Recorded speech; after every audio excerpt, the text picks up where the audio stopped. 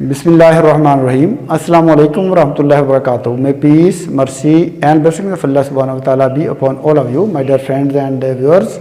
आज हम एक और पैराग्राफ देखने जा रहे हैं जो कि प्रेजेंट इंडेफिनेट टेंस में है।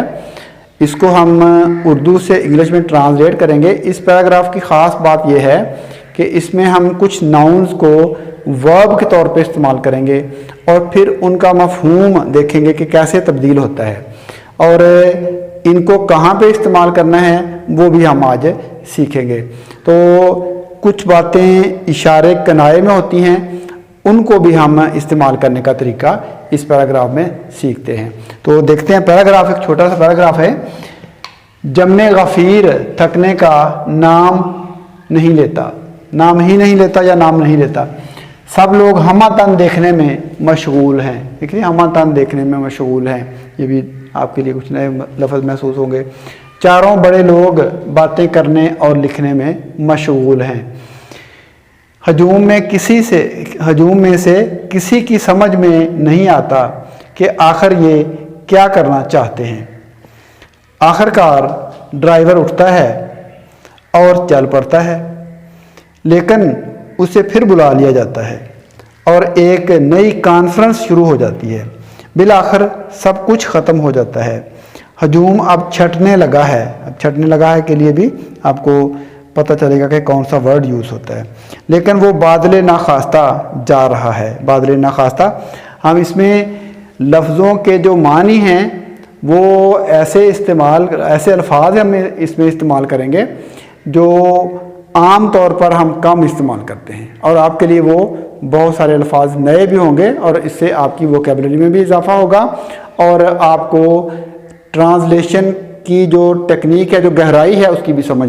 देखिए जम्मे गफ़ीर का वर्ड आमतौर पर मजमे के लिए इस्तेमाल होता है। बड़ा हो या छोटा हो, मजमा जो है वो मजमा ही होता है। क्राउड, जिसको हम क्राउड कहते हैं, ये मजमा क्राउड।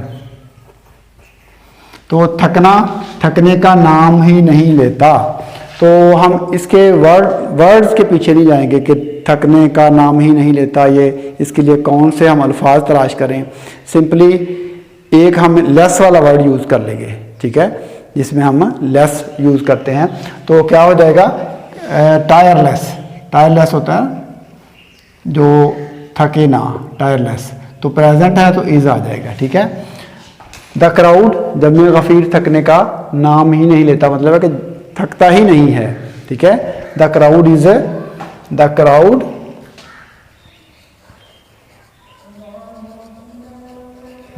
Is tireless. तो हजूम जो है वो थकने का नाम ही नहीं लेता। आगे जुमला जो है बहुत ही अहम जुमला है, इसको देखिएगा, ज़रा गौर कीजिएगा। सब लोग ऑल पीपल या अकेला ऑल ही लिख देंगे तो सब लोगों की नुमाइंदगी हो जाएगी। हमातन देखने में मशगूल हैं। हमातन देखने में मशगूल होना, आपने सुना होगा, मैं आपकी बात हमातन सुन रहा हूँ, मैं हमातन गोश हूँ। आपने ये वर्ड सुने होंगे, हमातन गोश हूँ, यानी आई एम ऑल एयर्स, मतलब कि मैं आपकी बात जो है वो मुकम्मल तौर पे सुन रहा हूँ, हमातन गोश हूँ। इसी तरह से मैं हमातन काम में मसरूफ़ हूँ। मैं, जिस तरह से यहाँ पे जुमला है, सब लोग हमातन देखने में मशगूल हैं। तो यहाँ पे इनके लिए हम क्या यूज़ करेंगे, इनके लिए हम नाउन को वर्ब के तौर पे यूज़ करेंगे। तो ये देखिएगा, बड़ा एक बारीक इंट्रिकेट पॉइंट है, इसको समझ लीजिएगा। सब लोग, ऑल, ठीक है, ऑल पीपल लिख लें, ऑल अकेला भी लिख सकते हैं, ठीक है। ऑल पीपल क्या है, हमातन देखने में मशगूल हैं।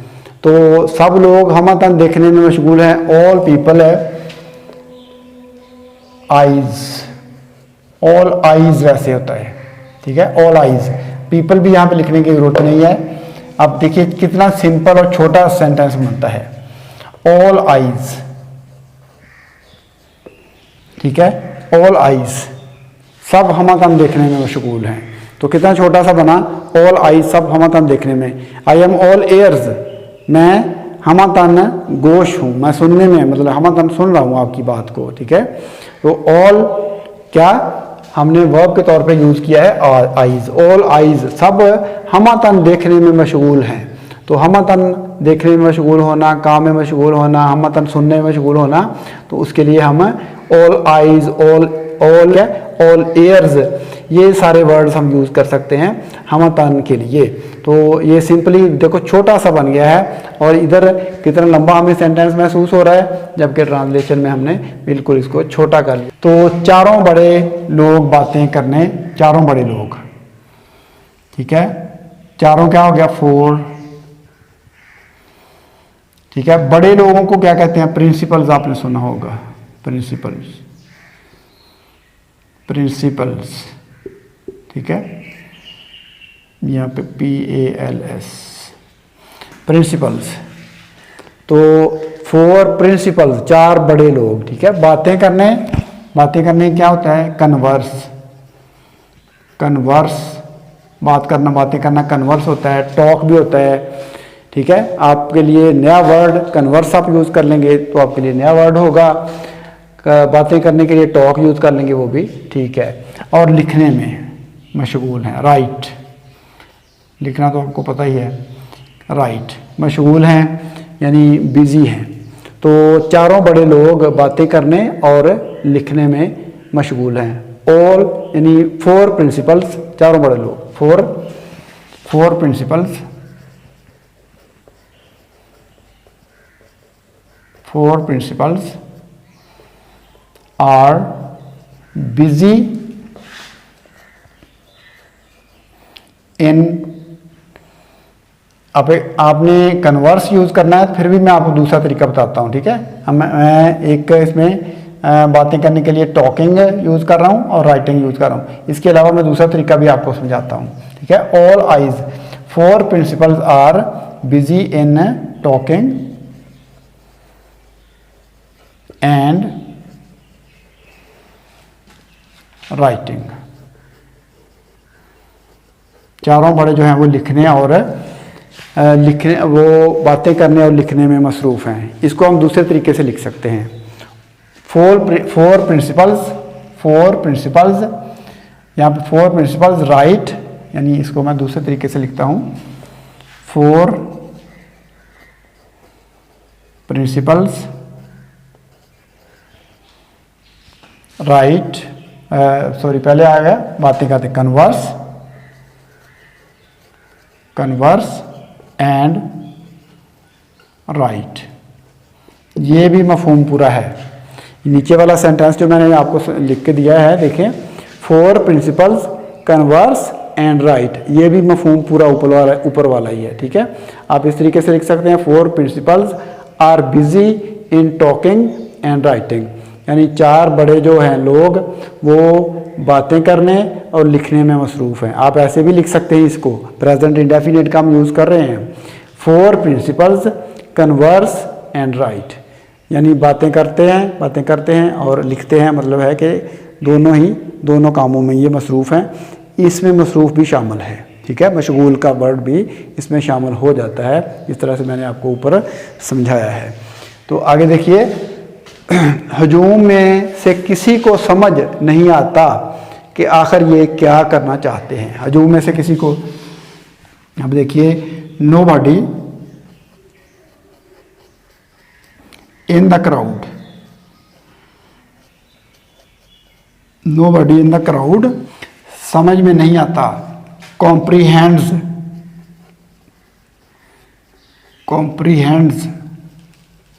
या अंडरस्टैंड्स, स्टैंड्स, नोबडी है तो ये एस या ई एस इसके साथ लगेगा। तो हजूम में से किसी की समझ में नहीं आता, नोबडी, हजूम में से, इन द क्राउड, तो किसी की, नोबडी, समझ में नहीं आता, अंडरस्टैंड्स, के आखिर, दैट, आखिर, एट लास्ट, ये क्या करना चाहते हैं, व्हाट दे आर अबाउट, एक तो तरीका ये है। दूसरा तरीका इसका ये है कि what they want to do, what they want to do, ये भी लिख सकते हैं आप, what they want to do. अब देखिए, हजूम में से किसी को समझ नहीं आता। Nobody in the crowd, nobody in the crowd understand लिख लें या कॉम्प्रीहेंड लिख लें, कॉम्प्रीहेंड्स या understands. Nobody in the crowd comprehends what they are about, कि वो किस क्या करना चाहते हैं, या what they want to do, what. अब इसमें दैट लगाने की ज़रूरत नहीं है। What they want, what they want to do, simple. What they are about to do, ऐसा भी आप लिख सकते हैं। एट लास्ट, आखिरकार ये क्या करना चाहते हैं, at last what they want to do. ये nobody in the crowd comprehends at last, आखिरकार वो क्या करना चाहते हैं, आखिर ये क्या करना चाहते हैं, ये करना क्या चाहते हैं, ये क्या करना चाहते हैं, एक ही बात है। तो nobody in the crowd comprehends what they want to do, बस इसमें एट लास्ट ना भी लिखेंगे तब भी मानी जो है वो कंप्लीट हो जाएगा। तो एट लास्ट का मानी यहाँ पे लफ्ज़ लिखना ज़रूरी नहीं है। ड्राइवर उठता है, ड्राइवर उठता है, आखिरकार। आखिरकार के लिए आपने हमेशा लिखा, यही वर्ड आपने पढ़ा होगा और सुना होगा, एट लास्ट। हम यहाँ पे वर्ड चेंज करते हैं, एट लेंथ लिख देते हैं, एट लेंथ, एट लेंथ, आखिरकार। ठीक है, ड्राइवर उठता है, ड्राइवर उठने को क्या कहते हैं, गेट्स अप। ड्राइवर को तो ड्राइवर ही कहेंगे। ड्राइवर गेट्स अप एंड, और चल पड़ता है। अब चल पड़ने के लिए मूव्स भी आप लिख सकते हैं। अब हम यहाँ पे एक और वर्ड, इसके मूव्स के मुतबादल एक और वर्ड लिखते हैं जो कि बिल्कुल ही मुख्तलिफ है। सेपरेट्स, चल पड़ता है, सेपरेट्स हिमसेल्फ, सेपरेट्स हिमसेल्फ यानी अपने आप को अलग कर लेता है, मतलब चल पड़ता है। मूव्स भी लिख सकते हैं हम, यहाँ पे मूव्स भी लिख सकते हैं, लेकिन थोड़ा सा चार्म पैदा करने के लिए, थोड़ा सा हुस्न पैदा करने के लिए, अल्फाज में थोड़ा सा तनव्वुर पैदा करने के लिए, वैरायटी पैदा करने के लिए हम उनको चेंज कर सकते हैं, मुतबादल अल्फाज को यूज़ कर सकते हैं, अच्छे अल्फाज को, लेकिन उसे फिर बुला लिया जाता है। बट उसे फिर के लिए क्या हो गया, अगेन। अब बुला लिया जाता है, कॉल्ड बैक, आपने सुना होगा। यहाँ पे हम कॉल्ड बैक की बजाय, हम कॉल्ड बैक एक बहुत ही मतलब बार बार इस्तेमाल होने वाला वर्ड है, हम इसको यूज़ नहीं करते, इसकी बजाय ड्रॉन बैक लिख देते हैं। ड्रॉन बैक, किसी को मजबूरन बुला लेना, जैसे drawn back, drawn back passive में है ना, इसलिए ड्रॉन बैक। या ही इज़ कॉल्ड बैक, उसको बुला लिया जाता है, या ड्रॉन बैक हमने वर्ड यूज़ कर लिया, ये ज़्यादा उसकी निस्बत ज़्यादा आपके तर्जमे को अच्छा बना देगा। और एक नई कॉन्फ्रेंस शुरू हो जाती है, एंड अ न्यू कॉन्फ्रेंस। छोटी जो कॉन्फ्रेंस होती है ना, इसमें चंद लोग शामिल होते हैं, उसको पार्ले भी कहते हैं, पार्ले। यहाँ पे देखिए PARLEY, पार्ले। तो शुरू होने के लिए हमने स्टार्टेड का वर्ड अक्सर सुना हुआ है, स्टार्टेड, स्टार्ट्स, शुरू हो जाती है, प्रेजेंट है तो स्टार्ट्स, और फिर या बिगिन्स, ये वर्ड यूज़ करते हैं हम। कमिंसेस शुरू हो जाती है, तो अगर पैसे में होगा तो फिर कमिंस्ड हो जाएगा, कमिंस्ड, MMENCED, कमिंस्ड। पैसे में होगा तो कमिंस्ड हो जाएगा, शुरू हो जाती है। अब हम इसको इकट्ठा करके ट्रांसलेशन इसकी करते हैं। ड्राइवर उठता है, आखिरकार, at length, the driver gets up उठता है, ड्राइवर उठता है और चल पड़ता है। And separates himself, and moves, जो मर्जी लिख लें, एंड सेपरेट्स,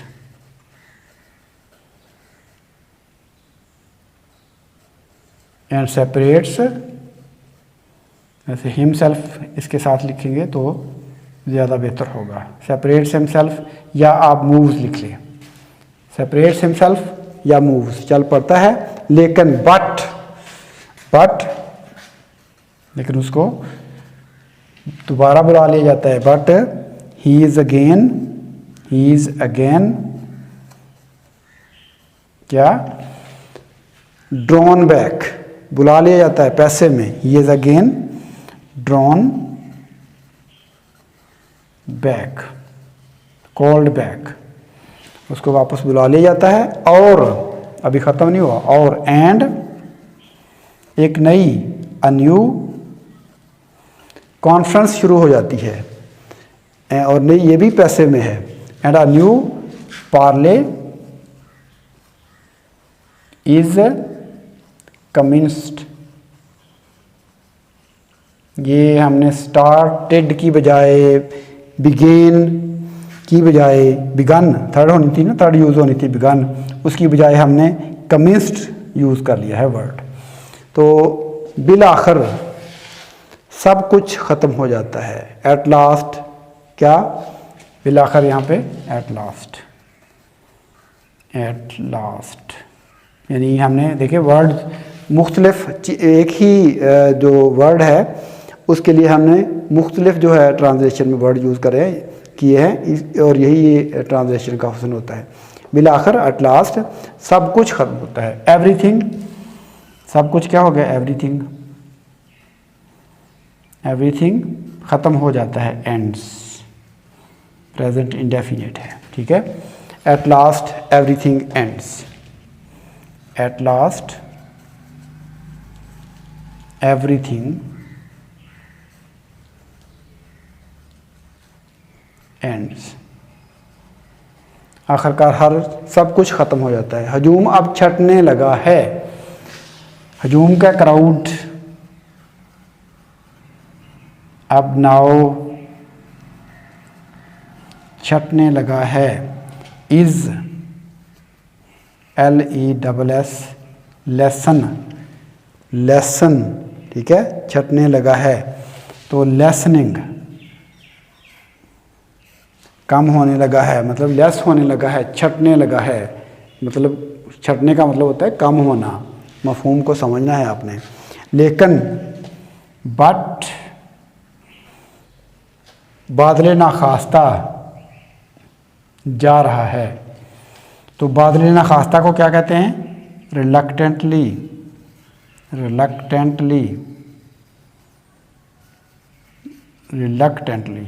यानी जो ना चाहते हुए कोई, लेकिन वो बादल नाखास्ता जा रहा है। तो जा रहा है, गोइंग लिख सकते हैं आप, इज़ गोइंग, इज़ लीविंग, ठीक है, इज़ लीविंग, इज़ सेपरेटिंग, ठीक है, कोई भी वर्ड आप यूज़ कर सकते हैं। देख लेते हैं, आप इसको हम इकट्ठा करके देख लेते हैं। बिलाखिर सब कुछ ख़त्म हो जाता है। एट लास्ट एवरीथिंग एंड्स, हजूम अब छटने लगा है। Crowd, the crowd is now lessening, crowd is now lessening, the crowd is now lessening, छटने लगा है, ठीक है। यहाँ पे आपको लगा है वाला की जो कन्फ्यूजन है वो नहीं होना चाहिए, यानी कम हो रहा है का मतलब दे रहा है ये। The crowd is now lessening, छटने लगा है यानी कम हो रहा है। लेकिन वो बादल नाखास्ता जा रहा है। बट अगर हजूम का जिक्र करेंगे तो फिर इट लगा सकते हैं हम, ठीक है। एक है हजूम तो फिर इट भी। बट इट सेपरेट्स, मैंने आपको बताया है कि आप इसके लिए वर्ड यूज़ कर सकते हैं, जाने के लिए गोइंग भी यूज़ कर सकते हैं, इज़ लीविंग भी यूज़ कर सकते हैं, इज़ सेपरेटिंग भी यूज़ कर सकते हैं।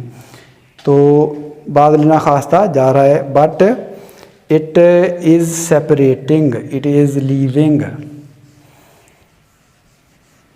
बट इट इज़ लीविंग या separating reluctantly, reluctantly.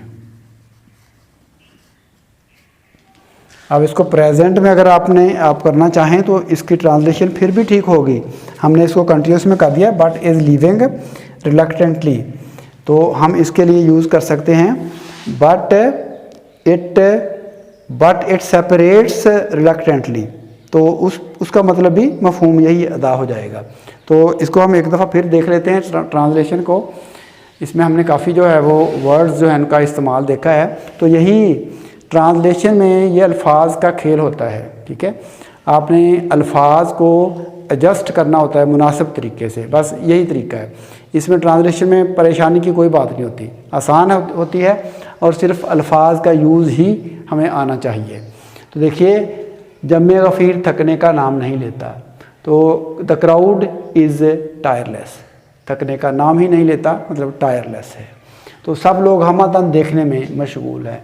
All eyes, simple छोटा सा, ठीक है, जैसे मैंने आपको मिसालें दी हैं। ऑल आइज़, चार बड़े लोग बातें करने और लिखने में मशगूल हैं।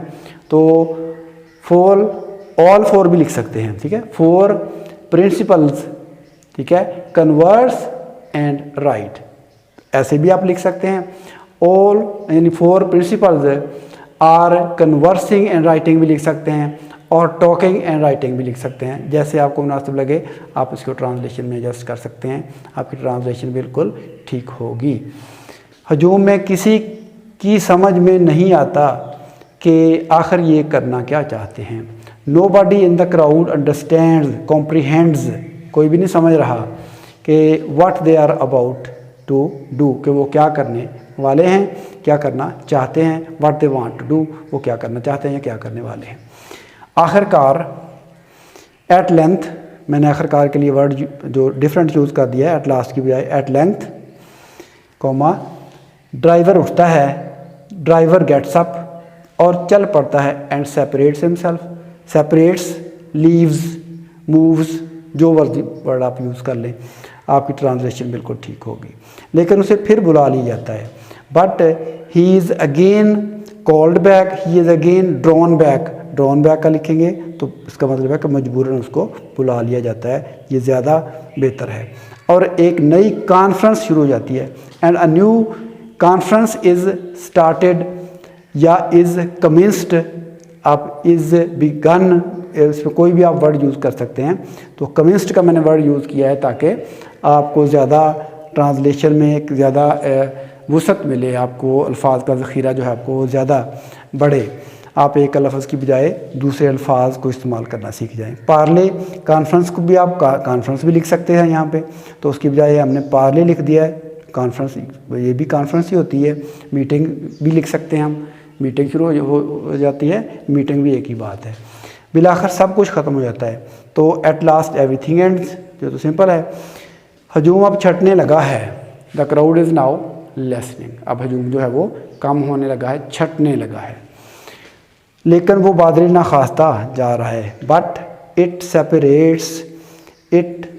सेपरेट्स रिलक्टेंटली, लेकिन ये वो बादल ना खास्ता अलग होता है, यानी हो रहा है का इन मानी में होता है, लग रहा है हो रहा है। Separates himself itself, but it reluctantly separates itself. It लगेगा तो फिर उसके साथ इटसेल्फ लगेगा। तो आगे इसको हम दूसरे तरीके से भी मैंने आपको बताया है कि वो बादल ना खास्ता जा रहा है, but at last everything ends, the crowd is now listening, but is